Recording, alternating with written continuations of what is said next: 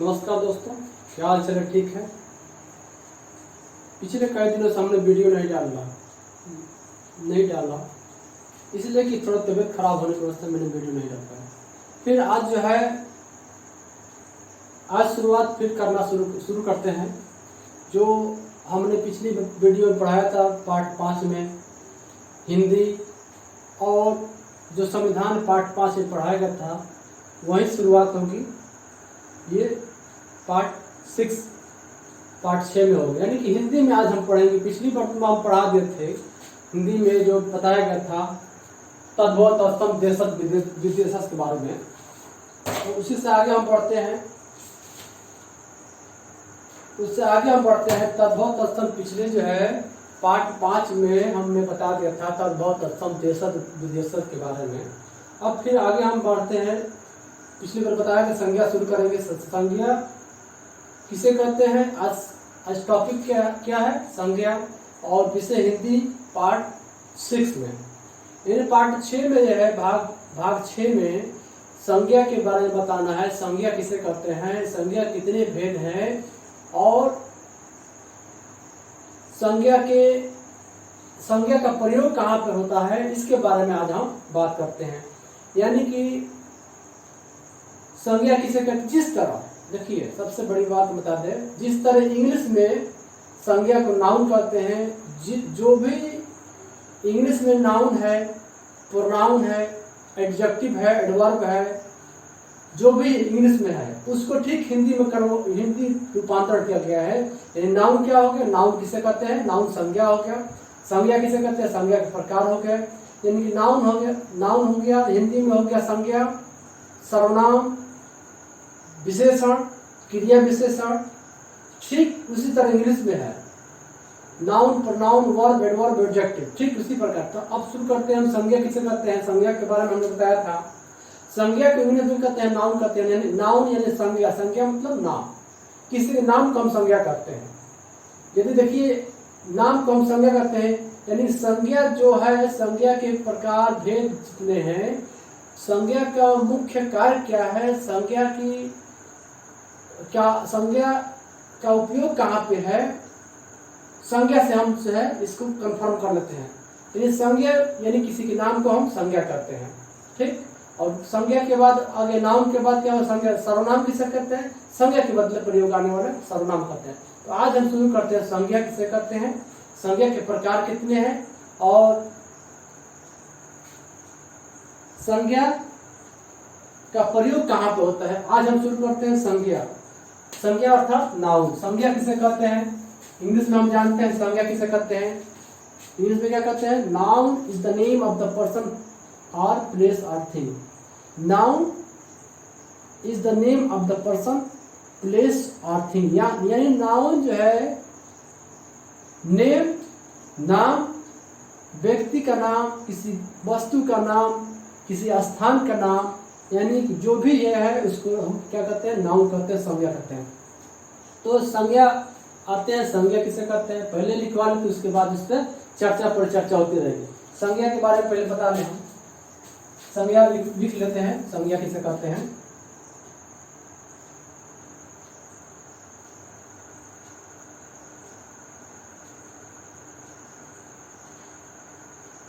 संज्ञा इसको इंग्लिश में लिख लेते हैं नाउन, ठीक। संज्ञा अर्थात नाउन। नाउन के पहले हम लिख लेते हैं नाउन के भेद कितने हैं, या नाम के भेद से पहले हम लिख लेते हैं संज्ञा किसे कहते हैं। संज्ञा किसे कहते हैं?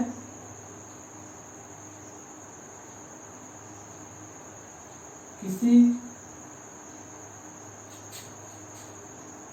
व्यक्ति,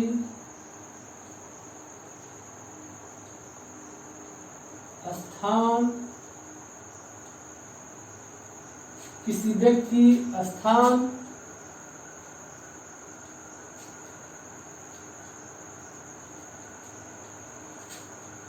वस्तु,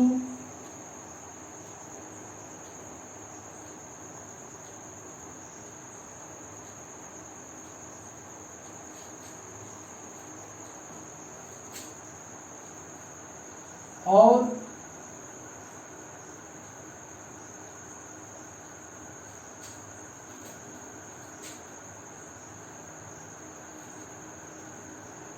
भाव के नाम को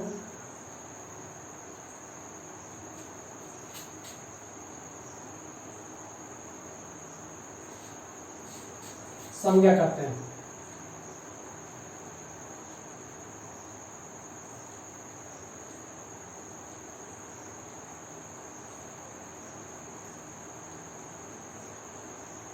हमने शुरुआत में मतलब या शुरू में ही बता दिया था कि संज्ञा किसे कहते हैं। किसी व्यक्ति, स्थान, वस्तु, भाव के नाम को हम संज्ञा कहते हैं। जैसे फॉर एग्जाम्पल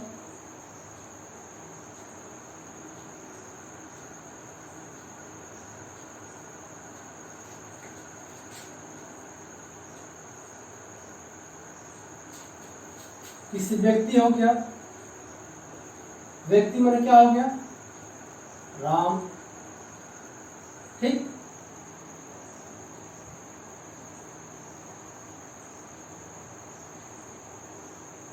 राम हो गया। स्थान क्या हो गया, दिल्ली।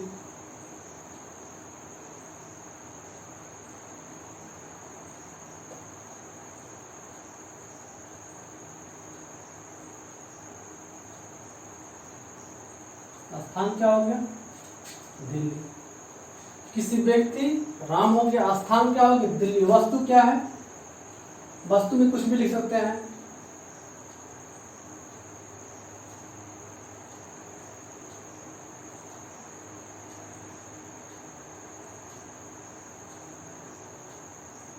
कलम, ठीक। भाव का मतलब क्या होता है, भाव मतलब हो गया अच्छाई,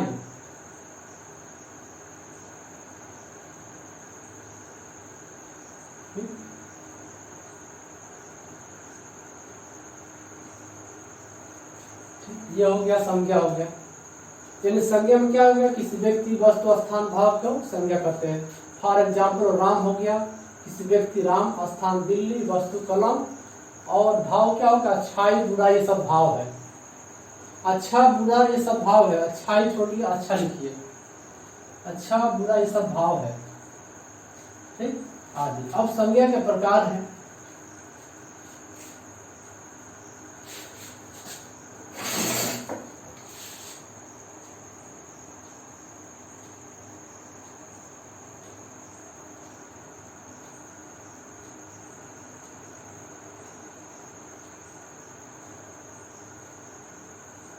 पांच प्रकार के होते हैं,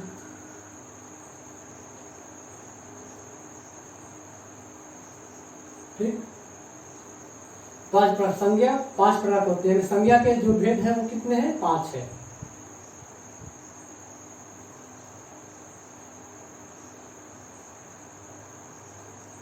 ठीक, कौन कौन से हैं, पहला लिख लेते हैं।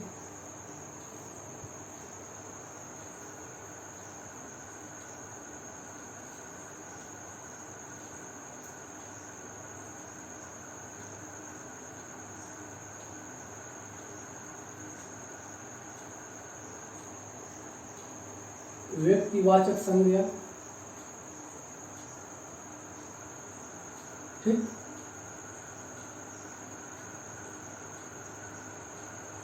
व्यक्तिवाचक संज्ञा, जातिवाचक संज्ञा,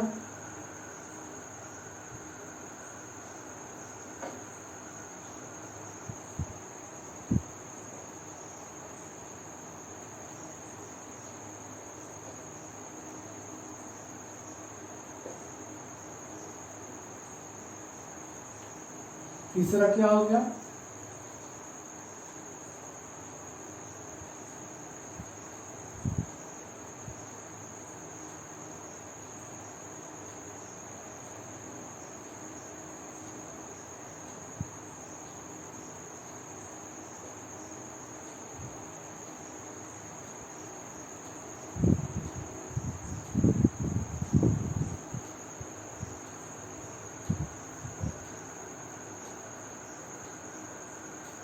और पांचवा जो है पदार्थवाचक संज्ञा।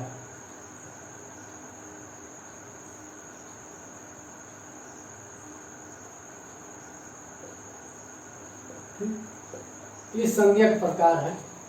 पहले इसको देख लेते हैं संज्ञा। हमने बताया था पहले संज्ञा किसे कहते हैं, जो जिस तरह से इंग्लिश में संज्ञा है, ये नाउन है, उसी तरह हिंदी में संज्ञा कहते हैं। यानी कि इंग्लिश में नाउन कहते हैं और हिंदी में संज्ञा कहते हैं। संज्ञा किसे कहते हैं, किसी व्यक्ति, स्थान, वस्तु और भाव के नाम को संज्ञा कहते हैं। साफ साफ बातें, बहुत बड़ी परिभाषा लिखने की कोई जरूरत नहीं है, छोटा सिंपल परिभाषा लिखिए। पहले सबसे बड़ी बात है कि समझिए, समझना जरूरी है। बहुत लंबा चौड़ा भाषण देने से और लिखवाने से कोई मतलब नहीं है, समझ लेंगे तो समझ में आएगा। संज्ञा किसे कहते हैं, किसी व्यक्ति, वस्तु, स्थान, भाव के नाम को संज्ञा कहते हैं। फॉर एग्जाम्पल क्या है, राम किसी व्यक्ति का नाम हो गया राम, स्थान क्या हो गया दिल्ली, वस्तु क्या हो गया कलम, और भाव अच्छा बुरा, ये सब भाव है। अच्छाई बुराई, अच्छा बुरा, गोरा काला, ये सब भाव है। अब आते हैं संज्ञा के जो प्रकार। संज्ञा 5 प्रकार के होते हैं या भेद। व्यक्तिवाचक संज्ञा पहला हो गया, दूसरा जातिवाचक संज्ञा, तीसरा समूहवाचक संज्ञा, चौथा भाववाचक संज्ञा और पांचवा पदार्थवाचक संज्ञा। इसको इंग्लिश में आप समझे क्या करते हैं, व्यक्तिवाचक संज्ञा क्या कहते हैं, प्रॉपर नाउन। जातिवाचक संज्ञा क्या कहते हैं, जातिवाचक संज्ञा, ध्यान नहीं आ रहा। समूहवाचक कलेक्टिव नाम, कलेक्टिव में इकट्ठा। भाववाचक संज्ञा, इस तरह से जो जो इंग्लिश में है सेम चीज हिंदी का वर्जन कन्वर्जन है। और कुछ पदार्थवाचक संज्ञा जो है मटेरियल नाउन, यानी कि जो इंग्लिश में है वो हिंदी में है, सेम चीज है। क्योंकि हर एक भाषा की अपनी अपनी ग्रामर होती है, हर एक भाषा की, जो भाषा है उसकी अपनी अपनी ग्रामर होती है। जैसे हिंदी हो गया, हिंदी ग्रामर है, ग्रामर हो गया, संज्ञा सर्वनाम ये सब हिंदी की ग्रामर है। इंग्लिश हो गया, जितने नाउन प्रोनाउन वर्ब एडजेक्टिव है वो इंग्लिश के ग्रामर हो गए। इसी तरह उर्दू में ग्रामर आते हैं, इसम फाल, ये सब हिंदी इंग्लिश में ग्रामर है, हिंदी उर्दू का। इस तरह से ये ग्रामर हो गया। सब हर एक विषय का अपना अपना ग्रामर होता है। उसी प्रकार हिंदी का एक अपना ग्रामर है। संज्ञा हो गया, संज्ञा के प्रकार हो गया कितने, इसके बाद अब एक एक करके हम देख लेते हैं। संज्ञा व्यक्तिवाचक संज्ञा किसे कहते हैं, जातिवाचक संज्ञा किसे कहते हैं, समूहवाचक संज्ञा किसे कहते हैं, पदार्थवाचक और भाववाचक संज्ञा किसे कहते हैं। धीरे धीरे एक एक को देख लेते हैं। सबसे पहले आते हैं व्यक्तिवाचक संज्ञा। जैसे कि नाम से स्पष्ट होता है, व्यक्तिवाचक संज्ञा माने व्यक्ति के बारे में बताया गया है। जातिवाचक संज्ञा का मतलब किसी जाति के बारे में बताया गया है। समूह माने क्या, इकट्ठा, कलेक्टिव, समूह के बारे में बताया गया है। यानी कुछ इसके मतलब ये इंडिकेट कर रहा है, इंगित कर रहा है कि जो समूह है उसके बारे में बताया गया है। और भाववाचक संज्ञा माने अच्छाई बुराई, गोरा काला, ये भाव के बारे में बता रहा है। पदार्थ माने क्या होता है, पदार्थ होता है, पदार्थ की 3 अवस्थाएं, ठोस, द्रव, गैस और चौथी अवस्था है प्लाज्मा। ये पदार्थ होते हैं। पदार्थ माने सोना चांदी पानी, जो भी द्रव है वो पदार्थ है। ठीक, द्रव, ठोस, द्रव, गैस। पदार्थ के मान बता दिए, पदार्थ की 3 अवस्थाएं खास तौर से होती है, ठोस, द्रव, गैस। लेकिन जो चौथी अवस्था होती है वो प्लाज्मा होती है। अब धीरे धीरे के बारे में समझ लेते हैं।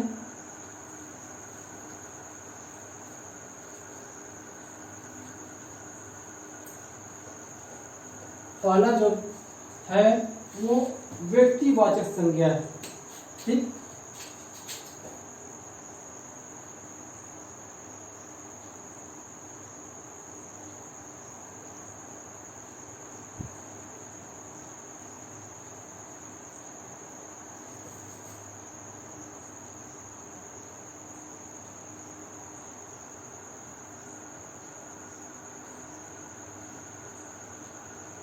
व्यक्तिवाचक संज्ञा, इसको इंग्लिश में क्या कहते हैं, प्रॉपर नाउन। देखिए इंग्लिश में इधर जो स्पेलिंग इधर तो हो सकता है, लेकिन हमारे कहने का मतलब है, मेन मतलब है ये हमें व्यक्तिवाचक संज्ञा से। ये मत सोचिए कि हमें जो है इंग्लिश में गलत लिखा गया है, हो सकता है थोड़ा इधर तो हो सकता है, लेकिन हमारा जो मेन मकसद जो है, जो मेन हमारा टॉपिक है समझने के लिए, वो है हिंदी। हिंदी समझना है, इंग्लिश नहीं समझना है। प्रॉपर नाउन हो सकता है इसमें स्पेलिंग में गलत हो जाए। इंग्लिश के देखिए, इंग्लिश जो हमने, चूंकि इंग्लिश का हम जानकार है नहीं, इंग्लिश की स्पेलिंग में थोड़ी इधर उधर हो सकती है, एक बात बता दें आपसे। लेकिन जो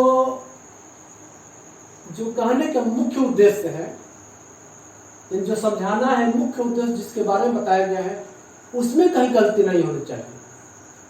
ठीक, तो इंग्लिश की जो मीनिंग है, थोड़ा मीनिंग में या उसके उच्चारण में या उसके क्या कहते हैं कि थोड़ा अंतर हो सकता है, लेकिन जो हमारा कहने का मतलब है, जो बताने का मेन उद्देश्य है, उसमें कोई गलती नहीं होनी चाहिए। इस बात को ध्यान दीजिएगा। यानी कि हमें मुख्य क्या पढ़ना है, हमें व्यक्तिवाचक संज्ञा के बारे में पढ़ना है, यानी प्रॉपर नाउन, इंग्लिश में प्रॉपर नाउन कहते हैं। और व्यक्तिवाचक संज्ञा किस कहते हैं, थोड़ा समझ लें। हम लिखवाते हैं, पहले लिखवा, उसके बाद समझाया जाएगा। व्यक्तिवाचक संज्ञा में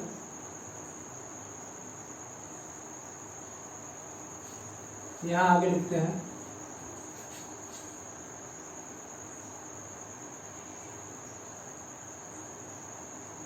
किसी विशेष स्थान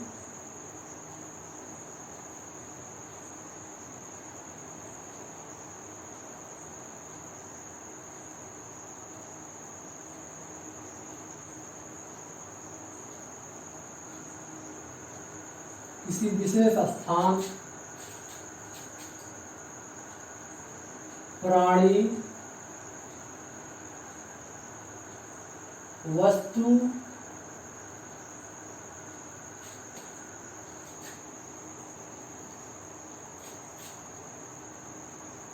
आदि के नाम का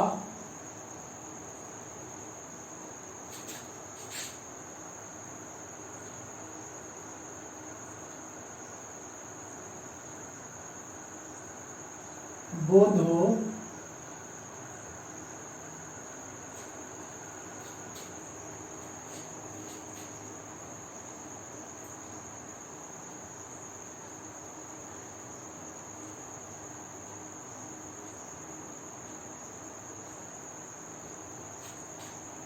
व्यक्तिवाचक संज्ञा कहते हैं। ठीक,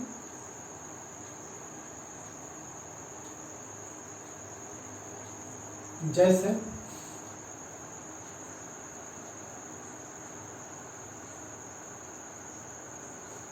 जैसे क्या है,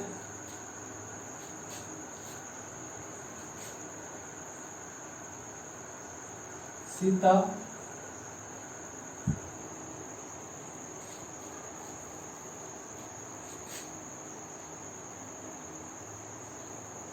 चीन,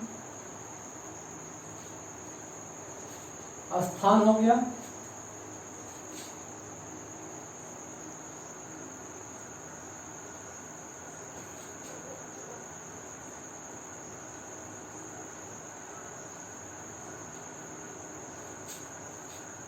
स्थान स्थान हो गया ना,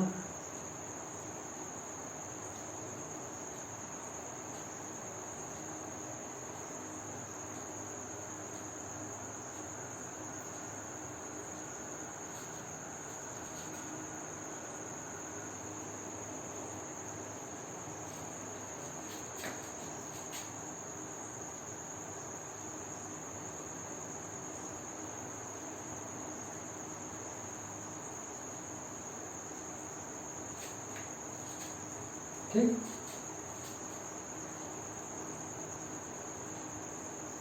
आज व्यक्तिगत संज्ञा हो गया। उसके बाद दूसरा आता है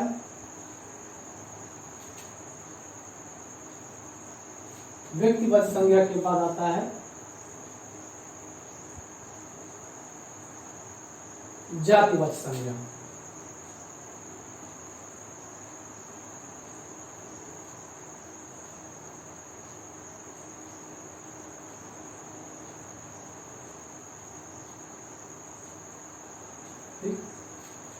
जाति वाचक संज्ञा,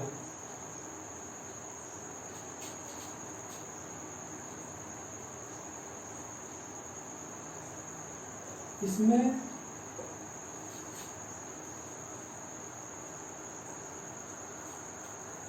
किसी जाति के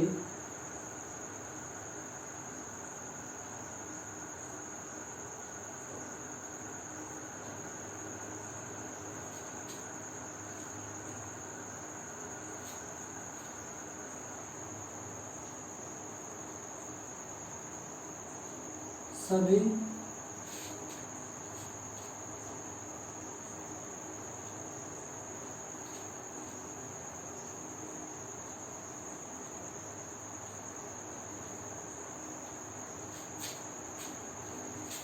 पदार्थों का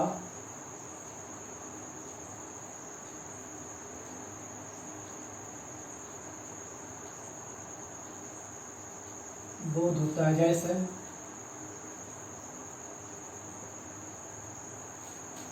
घोड़ा,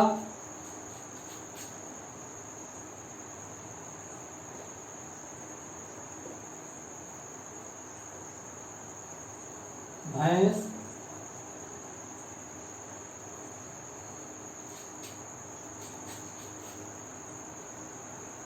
आदमी,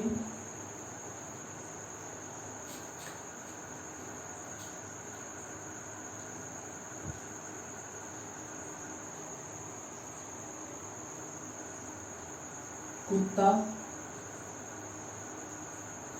आदि। ठीक,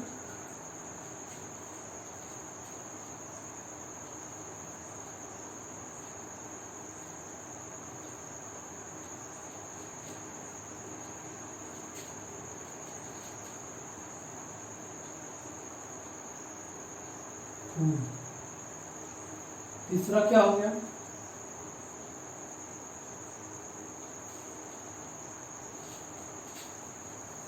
तीसरा था भाववाचक संज्ञा।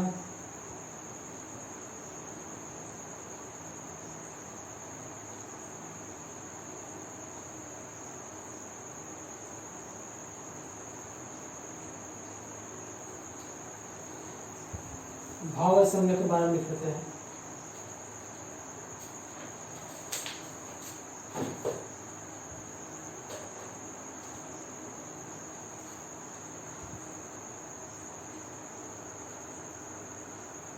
किसी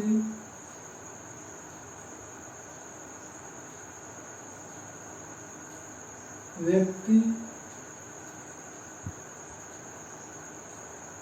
वस्तु के गुण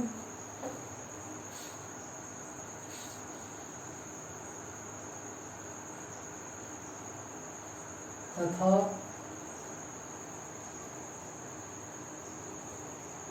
उसके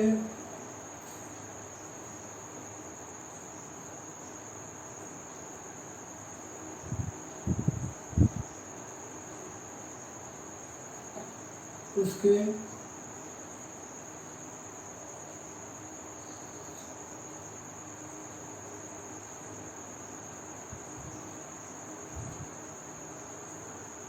का पता चले।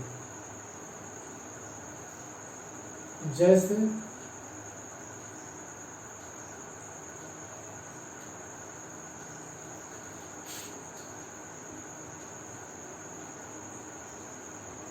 अच्छा,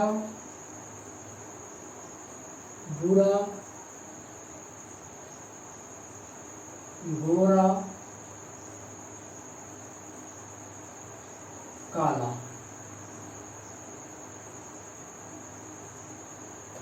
ठीक,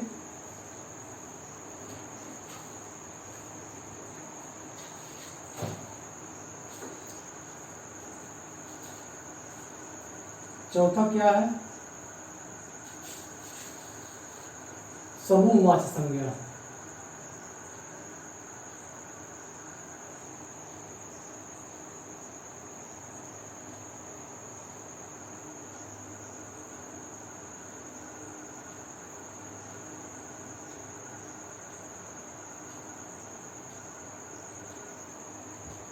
समूह संख्या है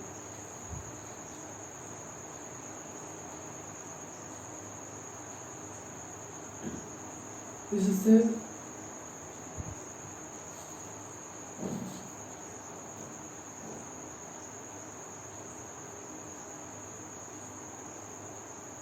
इससे किसी के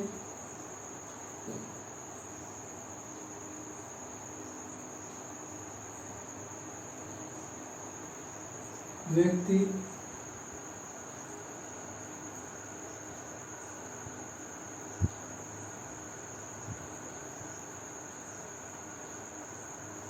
वस्तु के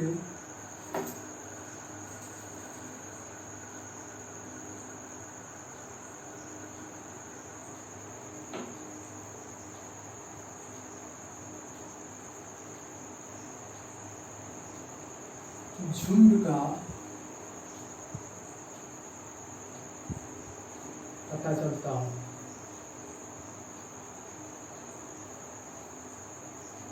जैसे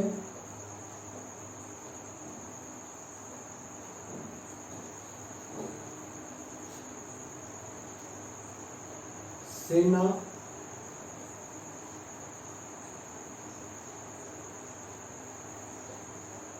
सेना,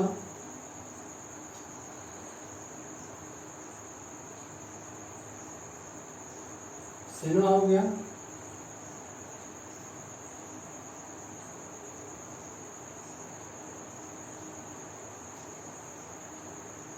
भीड़,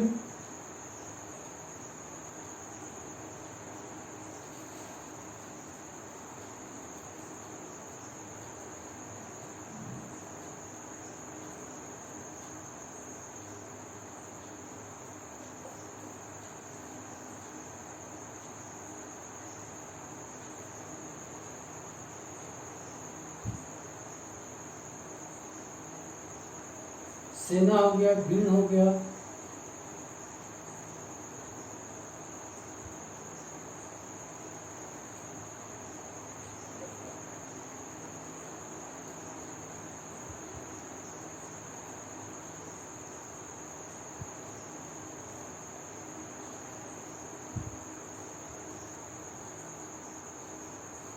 ठीक। ये सब बातें हैं, आते हैं पॉइंट पे। ये सब बातें संज्ञा के, संज्ञा हो गया, संज्ञा के भेद हो गया, संज्ञा के भेद 5 हो गए और पांचों का एक एक करके हम देख लेते हैं। बहुत लंबा चौड़ा हम नहीं लिखवाएंगे, 60 लिखवाएंगे, केवल समझने के लिए। तो समझिए, पहले बात को समझ लेंगे, बहुत लंबा चौड़ा लिखवाने से कोई मतलब नहीं है, ठीक। तुरंत समझ लीजिए, थोड़े से में समझ लेंगे तो सभी चीजें आपको अच्छी तरह से स्पष्ट रूप से मालूम हो जाएगी। तो संज्ञा कितने भेद थे? 5 भेद थे, 5 प्रकार थे।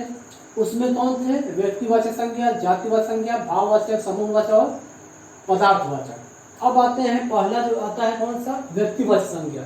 व्यक्तिवाचक संज्ञा के बारे में हमने पहले बता दिया था। व्यक्ति का मतलब क्या है? किसी व्यक्ति से मतलब है, ठीक। व्यक्तिवाचक संज्ञा का मतलब ये है कि व्यक्ति क्या है? केवल व्यक्ति से मतलब है, वस्तु से मतलब है। यानी कि व्यक्तिवाचक संज्ञा में क्या करते हैं?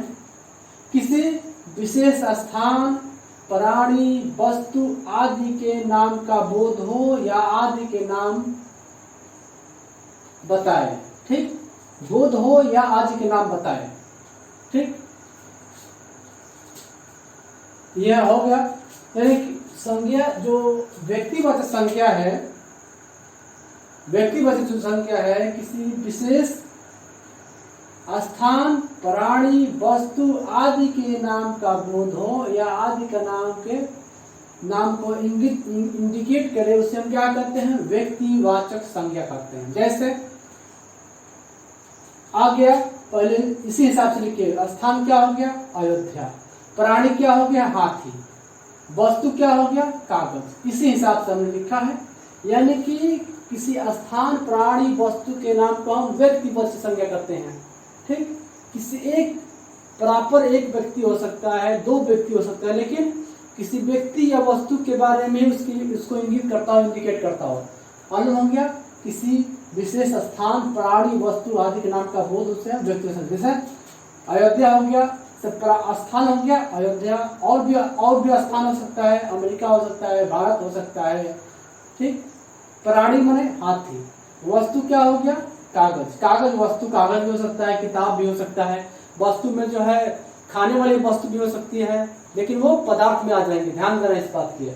तो कागज क्या है, ये वस्तु हो गई। ठीक, अब आते हैं दूसरे पे, जातिवाचक संज्ञा। जातिवाचक संज्ञा का मतलब ये है कि ऐसी संज्ञा जिसमें उसके संपूर्ण जाति का बोध होता है, उसे हम जातिवाचक संज्ञा, यानी कि जातिवाचक संज्ञा में ऐसे शब्द आते हैं जिससे कि उसके जाति के होल यानी कि सभी जातियों का बोध करता है, उसे हम जातिवाचक संज्ञा कहते हैं। जैसे आ गया, इसमें किसी जाति की सभी पदार्थों का बोध होता है, जैसे घोड़ा, भैंस, आदमी, फूल आदि। जैसे जाति क्या हो गया, इसमें किसी जाति के सभी पदार्थों का बोध हो, उसे जातिवाचक संज्ञा कहते हैं। आगे लिखवाया नहीं, उस जाति संज्ञा समझ लीजिएगा। इसमें किसी जाति के सभी पदार्थों का बोध होता हो, उसे जातिवाचक संज्ञा कहते हैं। लिखवाना कोई जरूरत नहीं, इसलिए हम 60 जितना छोटा छोटा लिखवाएंगे, चूंकि नोट्स बढ़ता जाएगा, इसको कम करने का हमने प्रयास किया है। छोटे से छोटे शब्द बना रहे हैं हम, वाक्य बना रहे हैं, ताकि आपको समझ आ जाए। मेन बात है, पॉइंट वाली बात यह है कि आपको समझ में आना चाहिए, मेन मुद्दा यह है। तो जब समझ में आ जाएगा कि बहुत लंबा चौड़ा भाषणबाजी या बहुत लंबा चौड़ा लिखवाने से कोई मतलब नहीं है, इसलिए हमने इसमें काट छाट करके लिखवा रखा है। क्या है जातिवाचक संज्ञा, इसमें किसी जाति के सभी पदार्थों का बोध होता है, उसे हम जातिवाचक संज्ञा। जैसे सभी पदार्थ, जैसे घोड़ा हो गया, भैंस हो गया, आदमी हो गया, फूल। अब देखिए, जाति माने घोड़ा। घोड़ा एक घोड़े की जात होती है, घोड़े की नस्ल होती है, जात या नस्ल। अब देखिए, घोड़ा हो गया। अब घोड़े की नस्ल क्या होती है, टट्टू होता है। घोड़े की नस्ल में टट्टू होते हैं। टट्टू क्या होते हैं, घोड़े की नस्ल होते हैं। अब घोड़े की नस्ल बहुत होते हैं, अफगानी घोड़ा होते हैं, ईरानी घोड़ा होते हैं, मंगोलिया घोड़ा होती है। यानी घोड़े की जो है कई नस्लें हैं, उसी को कहते हैं। घोड़ा से क्या हो गया, इससे संपूर्ण जाति का बोध, यानी कि घोड़ा है लेकिन घोड़े में कई जातियां हैं, घोड़े की कई जातियां प्रजातियां हैं। कुछ जो है अच्छे किस्म के घोड़े होते हैं, कुछ थोड़ा कमजोर किस्म के होते हैं, कुछ जो है उसमें टट्टू जो है, टट्टू, उसी को टट्टू कहते हैं। तो घोड़े के छोटा रूप टट्टू होता है, ठीक ना। घोड़ा का जो टट्टू जो होता है, उसका बच्चा जो टट्टू होता है, उसे हम घोड़ा का ही छोटा रूप टट्टू हो गया। यानी घोड़ा हो गया, घोड़े की कई नस्लें होती हैं, हर देश की अलग अलग घोड़े की नस्लें होती हैं, उसी का हो गया। यानी कि घोड़ा है लेकिन इसके संपूर्ण जो जनरेशन की जो घोड़े हैं, संपूर्ण का बोध कराता हो। अब आते हैं भैंस। ये नहीं कहा गया कि भैंस में कौन कौन सी नस्लें होती हैं। मुर्रा होती है, हरियाणवी होती है, ठीक, मुर्रा, हरियाणवी और भदौरी भैंस होती है, भैंसों की नस्ल होती है, ठीक। मुर्रा, हरियाणवी, भदौरी, रेड डेन, ठीक, ये सब भैंसों की नस्ल होती है। तो भैंसों की नस्ल ये नहीं कहेगा कि मुर्रा है या कि हरियाणवी है या और नस्ल नहीं बता रहा है, ये भैंस बता रहा है कि भैंस है लेकिन भैंसों में कई नस्लें होती हैं। यानी कि भैंस क्या होता है, संपूर्ण भैंसों की जाति का बोध कराता हो, जिसे भैंस हो गया। अब आदमी हो गया। आदमी तो सब तो आदमी है। आदमी के दो रूप है, आदमी औरत है और मर्द है, यानी मेल फीमेल है। आदमी तो है ये है, मेल फीमेल आदमी है, यानी कि आदमी हो गया। आदमी क्या हो गया, मेल भी आ गया, फीमेल भी आ गया, इसलिए हम ये जाति का बोध करते हैं। आदमी हो गया। अब फूल के बारे में हम बता दें। फूलों की कई जातियां होती है, कई प्रजाति होती है फूलों की। गुलाब, चमेली, कमल, जूही का फूल, यानी कई नस्लें होती है फूल की भी कई। इसी प्रकार यानी कि जाति से मतलब यह है कि जो जातिवाचक संज्ञा बता रखा है हमने, उससे जाति के सभी पदार्थों यानी कि जाति के संपूर्ण जातियों का बोध, संपूर्ण जनरेशन, संपूर्ण जातियों का बोध करता है, उसे हम जातिवाचक संज्ञा कहते हैं। घोड़ा हो गया, घोड़ा की नस्ल होती है, अच्छी नस्ल के घोड़े मिलते हैं विदेशों में, मंगोलिया में, ईरान में, और मंगोलिया, ईरान और अमेरिका, हर देश में अलग अलग नस्लें होती है घोड़े की। भैंस होती है, भैंस के भारतीय नस्ल है मुर्रा, भदौरी, हरियाणवी, ऐसे नस्लें होती है भैंसों की। आदमी है, आदमी में दो जातियां होती है, मेल और फीमेल, मर्द और औरत। उसके बाद आते हैं फूल के बारे में हमने बता दिया है, गुलाब, चमेली, कमल, जूही, बेला, सब जातियों के फूल की कई जाति। अब आते हैं भाववाचक संज्ञा। भाववाचक संज्ञा का मतलब ये है, इससे मालूम हो रहा है कि भाव मन क्या, किसी के भाव और हाव भाव स्वभाव के बारे में बताता हो, यानी कि किसी के हाव भाव और स्वभाव के बारे में बताते हैं, उसे हम जातिवाचक भाववाचक संज्ञा कहते हैं। जैसे आ गया, किसी व्यक्ति वस्तु के गुण तथा उसके स्वभाव का पता चले, यानी कि स्वभाव मन क्या, हमारा स्वभाव कैसा है, हम अच्छे हैं कि बुरे हैं। किसी वस्तु का स्वभाव कैसा है, वस्तु कैसी है, उसका स्वभाव उसका गुण कैसा है, वस्तु अच्छी है कि बुरी है, ये क्या, ये भाव हो गया। आदमी कैसा है, कुछ काले होते हैं, कुछ गोरे होते हैं, कुछ जो है काले और गोरे के बीच में सांवले होते हैं, ये भाव बता रहा है। ठीक, यानी भाव क्या होता है, किसी व्यक्ति वस्तु गुण तथा उसके स्वभाव को पता चले, उसे हम भाववाचक संज्ञा से अच्छा, कोई व्यक्ति अच्छा भी होता है और एक ही व्यक्ति बुरा भी होता है। गोरा, कुछ व्यक्ति गोरे होते हैं, कुछ काले होते हैं। जैसे अफ्रीकी देश वाले जो देश है, यानी कि लैटिन देश, लैटिन अमेरिकी देश जो है वो काले होते हैं। काले इसलिए होते हैं कि भूमध्य सागर के आसपास पाए तो इसलिए काले होते हैं, ठीक ना। काला, गोरा, गोरा क्या होता है, गोरा और काले का मतलब ये है कि मिलेनियम की मात्रा, गोरा में क्या होता है, मिलेनियम की मात्रा पाई जाती है। जिसमें मिलेनियम की मात्रा अधिक होगी वो गोरे होंगे, जिसमें मिलेनियम की मात्रा कम होगी वो काले होंगे। इस तरह से गोरा और काला क्या, एक मिलेनियम द्रव है जो कि हमारे शरीर में पाया जाता है, मिलेनियम। फिर काला हो गया, लैटिन अमेरिकी देश हो गया, ईटीसी माने आदि हो गया। ठीक, ये भाववाचक संज्ञा हो गया। अब आते हैं समूहवाचक संज्ञा के बारे में। इसमें किसी व्यक्ति वस्तु के झुंड का पता चले। ठीक, समूह माने इससे स्पष्ट हुआ, समूह माने इकट्ठा, यानी क्या, इकट्ठे आदमी इकट्ठे हो सकते हैं। समूह माने मान लीजिए कोई जनता का समूह में कोई नेता जो है भाषण दे रहा है, मंच पर भाषण दे रहा है, तो वहाँ जो उसके सामने बैठे सब समूह हो गया। समूह से पता चलता है। इससे सेना होती है, सेना में सेना के कई अंग होते हैं, नभ सेना, जमीन सेना और जो है वायु सेना सारी, यानी कि सेना के भी कई जो है कैटेगरिया होती है। जमीनी सेना अलग होती है, नेवी पानी की सेना अलग होती है और वायु सेना अलग होती है। उसी के बता रहा है सेना। उसके बाद फिर आते हैं भीड़। भीड़ मन क्या हो गया, भीड़ कुछ लोगों का भीड़ हो सकता है, जानवरों का भीड़ हो सकता है।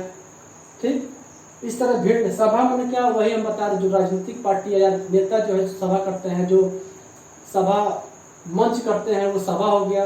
या किसी थिएटर में फिल्म देखने लोग बैठे हैं तो भी सभा हो गया। यानी कि समूहवाचक संज्ञा उसे कहते हैं जिससे किसी भीड़ का पता चले, उसे हम समूहवाचक संज्ञा। क्लियर हो गया।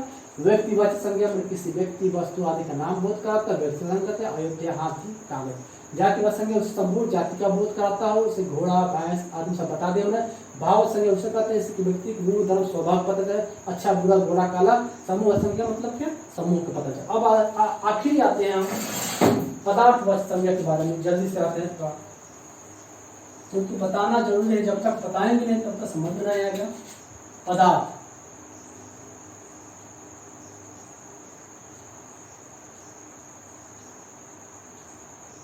पदार्थवाचक संज्ञा। पदार्थ माने करेक्टिव नाउन होता है, करेक्ट कर रहे हैं, मटेरियल नाउन। मटेरियल माने पदार्थ होता है।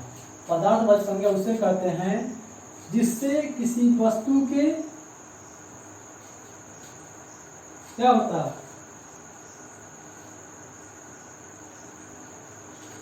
पदार्थवाचक संज्ञा उसे कहते हैं जिससे किसी व्यक्ति के पदार्थ का बारे में मालूम होता है, उसे हम पदार्थवाचक संज्ञा कहते हैं। ठीक है, पदार्थ के बारे में बता रहे हैं थोड़ा सा। जिससे किसी वस्तु के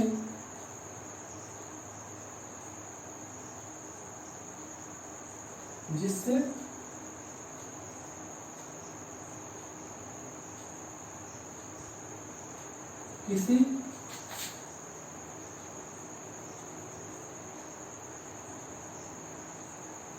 वस्तु के माप, तौल,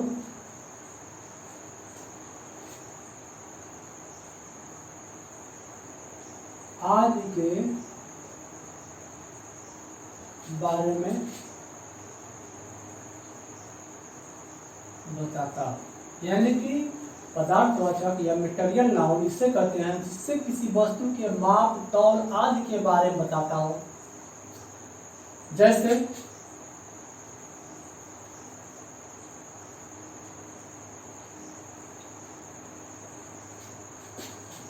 सोना,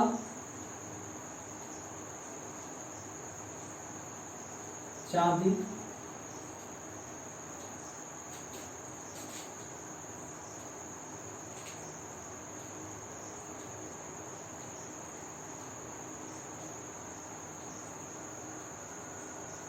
दूध, पानी, ठीक आदि। पदार्थवाचक संज्ञा को हम द्रव्यवाचक भी कहते हैं। इसका और नाम है द्रव्यवाचक।